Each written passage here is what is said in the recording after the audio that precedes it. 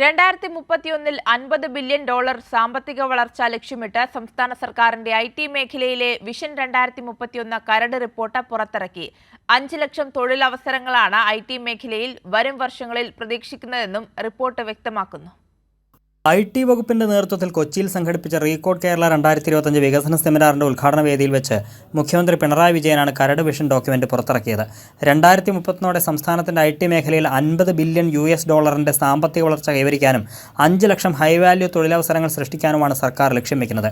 20,000 കോടി സ്റ്റാർട്ടപ്പ് നിക്ഷേപം, 20,000 സ്റ്റാർട്ടപ്പുകൾ, 30 ദശലക്ഷം ചതുരശ്ര അടി പുതിയ ഐ.ടി. ഓഫീസുകൾ തുടങ്ങിയ ലക്ഷ്യങ്ങളും കരട് വിഷൻ ഡോക്യുമെന്റ് മുന്നോട്ട് വയ്ക്കുന്നു.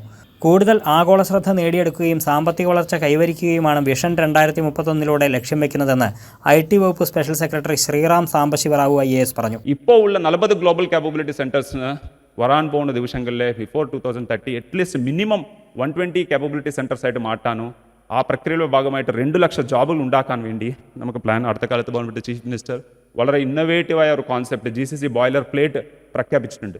ലക്ഷ്യങ്ങൾ കൈവരിക്കുന്നതിന് വേണ്ടി Kerala artificial intelligence mission, Kerala Semicon mission, Kerala future tech mission, the future corporation എന്നിങ്ങനെ 4 സ്ട്രാറ്റജിക് മിഷനുകൾക്ക് സംസ്ഥാന സർക്കാർ രൂപം നൽകിയിട്ടുണ്ട്.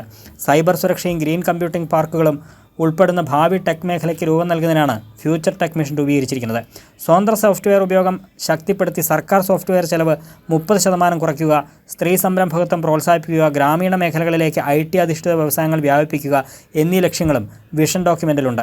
റീകോഡ് കേരള 2025 വികസന സെമിനാറിലെ ചർച്ചകളിൽ നിന്ന് ഉയർന്നു വന്ന നിർദ്ദേശങ്ങളും ഐ.ടി. മേഖലയിലെ വിദഗ്ധരിൽ നിന്നും പൊതുജനങ്ങളിൽ നിന്നുമുള്ള നിർദ്ദേശങ്ങളും അടക്കം പരിഗണിച്ച ശേഷമായിരിക്കും ഐ.ടി. മേഖലയിലെ അന്തിമ വിഷൻ 2031 രൂപം നൽകുക. കൈരളി ന്യൂസ്, കൊച്ചി.